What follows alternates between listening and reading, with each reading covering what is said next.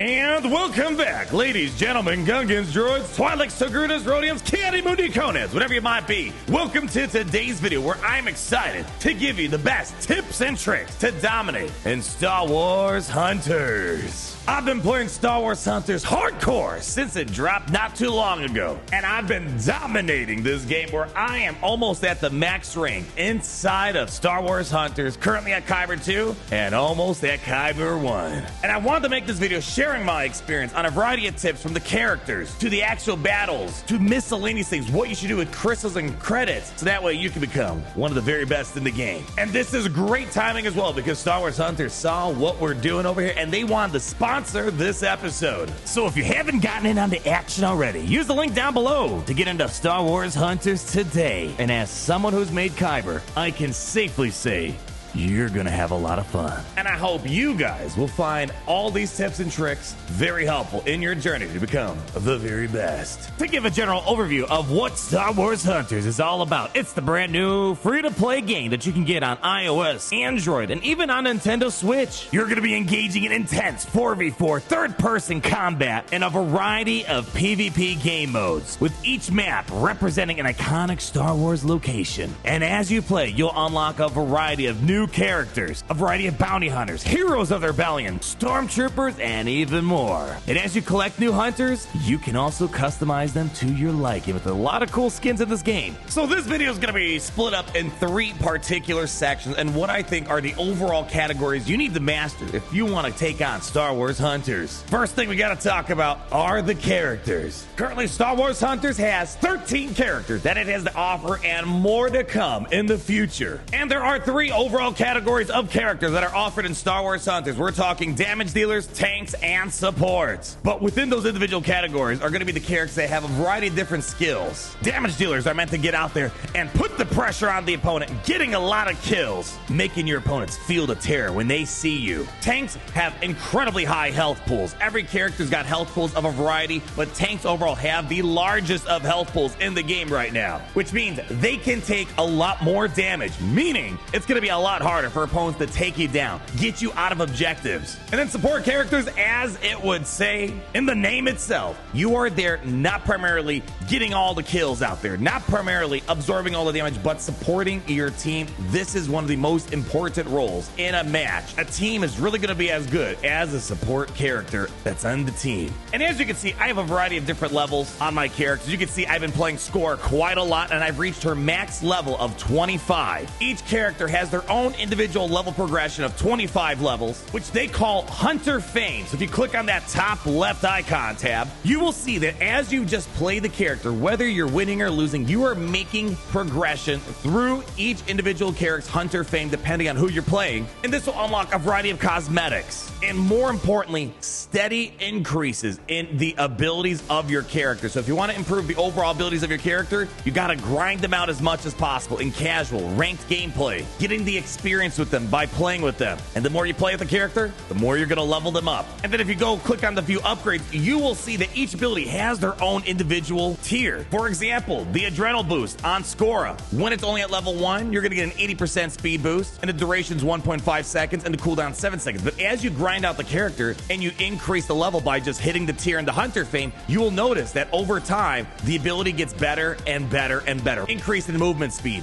The other way to accelerate the Hunter Fame level is by, well, doing the Fame granting mechanism. When you click on Fame Grants, while you play the game while completing a variety of different events, daily challenges, weekly challenges, grinding out the arena pass, you will come across this Hunter Fame material, which allows you to expedite the leveling process. So let's say, for example, I want to increase my Sentinel. It goes by increments of 800. Or if you want to grant all of it, you can click on Spend All Hunter Fame, which will use your total amount that you have saved up, and I'm going to apply it on Sentinel. And as you can see, it's going to jump me to level 11. So let's confirm it. So you really have 2 ways of doing it. The primary way is going to be grinding it out just by playing the game, but the other way, if you want to speed it up a little bit more, is by using your Hunter Fame. The faster you get to level 25, all these characters, the better their abilities will become. By understanding understanding your character's abilities. Take the time, go browse them through your inventory. If you click on the abilities, they'll give you descriptions on what they're able to do. Click on the view upgrades to see what the next tier will do for your character, reading their abilities. So when you're going in match, you know what they do and you can better use their abilities at the right place and right time. A great way of playing with your characters in a low-stake environment where there's no win or loss on the line is by visiting the training room. The training room is going to be great if you're trying to get a feel for a character the first time before you hop into the arena. This is where you're going to want to go. By hopping into the training room, you can get a feel for how much damage your characters can do,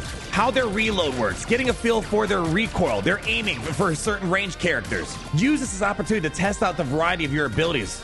And if you want to change hunters, click on change hunters up there. And then again, try to practice new characters that you're acquiring over time. For example, Score. It's a great opportunity to see how you can use their abilities to benefit your team, such as Score's healing ability that she has, being able to boost them and keep your team alive as long as possible. This is something that's incredibly important for new players to really get a feel for their characters. And if you want to see all their ultimates, you can just go ahead, pick up all these ultimate boosts that they drop onto the field, and here you can give it a spin and just see what it would look like. So again, when you're going into battle, you can see what they do. What's also very important is understanding that some characters are better than others in general, but some characters will do better in certain game modes more than others. So I'm gonna leave you guys some resources on doing research on how good these characters are. For example, I made a video not too long ago ranking all the characters in their general viability, which of course could vary depending on how experienced you are with the character, what game mode you're in. This is my personal ranking of all the characters, and you can feel free to learn more about that in my other video. However, I also want to give you guys an additional resource. If you're more of the reading kind, there's a Reddit post made by Significant Iron 475. This is a great summary on the overall tactics you need to use with each character. I think this is a great resource. As a Kyber player myself, I agree with pretty much everything on this list, so be sure to do research to really get the best performance out of all these characters. Currently in Star Wars Hunters, there are 4 general game modes that we have, and I can only assume more are going to be added in the future. But the best way to kind of get a general overview on what these game modes are,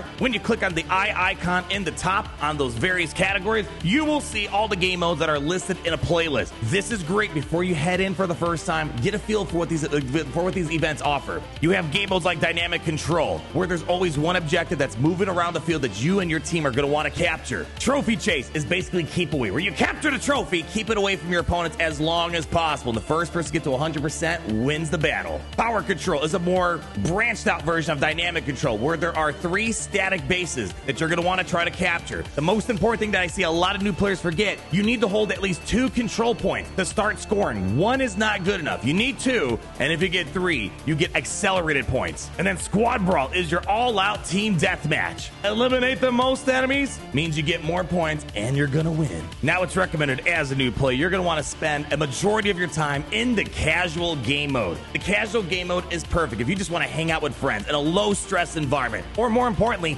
get practice in all the game modes. Level up your characters. It is definitely recommended you spend a lot of time in this casual game mode. But then you have ranked, which is basically the same thing as casual, but instead you got your rank on the line. And if you go ahead and click on ranked right behind me, this is where you will see the season ranking progress. Every single season there will be new leagues that climb up in. As you can see, I am currently in Kyber 2, just at the tip of almost reaching Kyber 1. You will start off in Bronze, but as you win more and more and more, you're going to climb up the ranks in Star Wars Hunters, because you know you're going to get there because you're one of the very best. When you win, you move up, but when you lose, you will go down a rank. Currently, the main incentive of doing Star Wars Hunters is one, well, bragging rights. But if you click on the seasonal rewards, you will see there is another pathway to get more rewards, more credits, more crystals, cosmetics, so you can kind of flex how good of a player you are. And then there's the events category, which is basically another casual playlist. This does not affect your ranked gameplay. This rotates on a somewhat of a weekly schedule, and there will be a different theme. It's always fun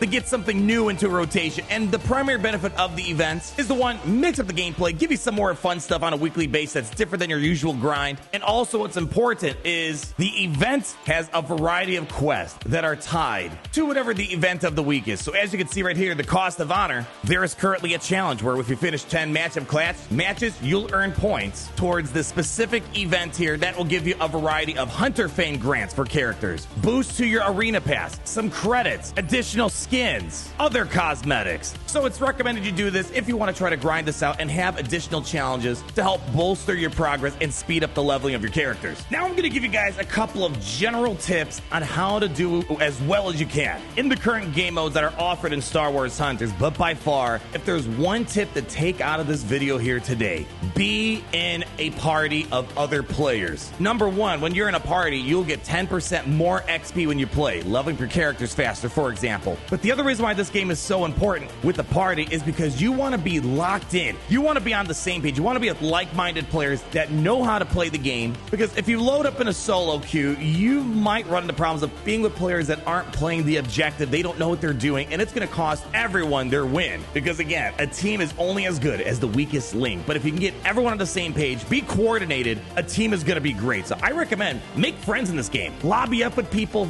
Don't hesitate to send invites to players. It's a lot of fun meeting a lot of fun new faces inside this game, and it's also going to improve your gameplay. So being in a party that understands the play and that is coordinated, it's going to take you a long way. When you're loading up into a lobby and you see your team starting to pick characters, you want to try to pick the best character that's going to fit into the overall theme of your team well, but also help you achieve the objective of the game mode. Squad Brawl is probably the simplest, as the objective is just to get the most eliminations, so you're probably going to want to lean towards characters that help you get lots of kills, like Sentinel, like Diago, like Grieve. For a trophy hunt, dynamic control, power control, I think the overall best teams involve a strong healer like Xena or Skora, mixed with a couple of tanks such as Char, Graz, or Sentinel, will help you lock down objectives a lot easier. And over time, you're going to get a better feel for how all these characters work and how they excel or maybe not do so well in certain type of game modes. That all comes with experience, but the number one most important thing, no matter what game mode you're playing, whether you're playing a solo or with a party, please play the objective.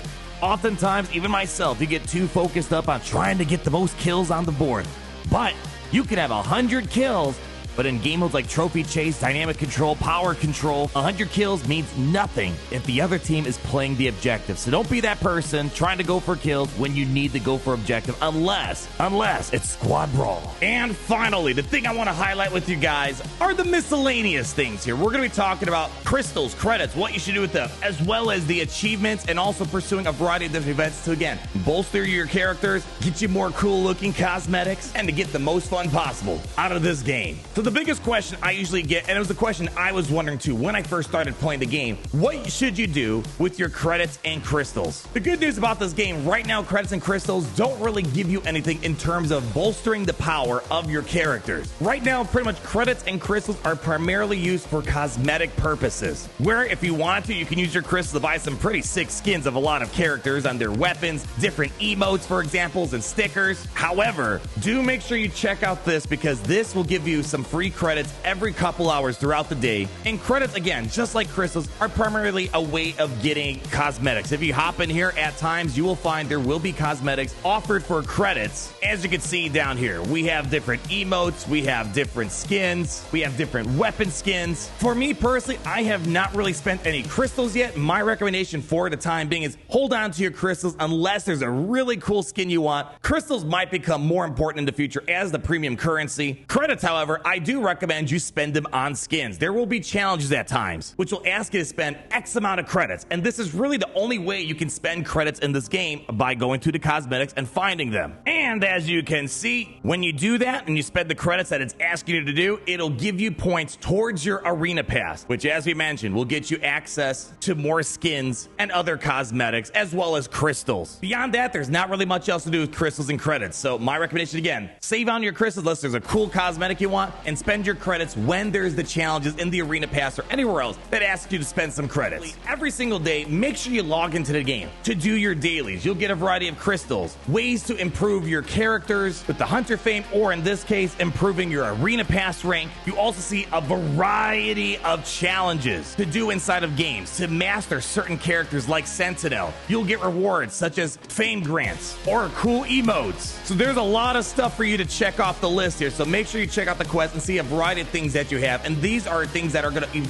exist perpetually, whereas things like dailies have a 24-hour time limit, and then you have events, which will have daily and weekly time limits to knock out. And again, when you check out the events tab, this will always be refreshing on a frequent basis. And you can view the challenges by clicking on View Events, check out the challenges, and see all of the stuff that you have to accomplish. And as you complete these events, again, you'll get a lot of rewards. So there's a lot of stuff to keep you busy and to help level up your characters even more and make them look as cool as possible. And that's gonna wrap it up for today, ladies, gentlemen, Gungans, droids, catty booty looking coneheads. I hope this video was helpful for you guys. And again, big special thanks to Star Wars Hunters for sponsoring this video. I've been enjoying the game, and it was a sponsor I was willing to take because, hey, I've been having fun with the game over the past couple weeks, and I would love to help more people enjoy this game as much as I have. Leave that like, comment down below, subscribe so you're not missing a thing, and more importantly, always remember, it's great to be in the Empire today.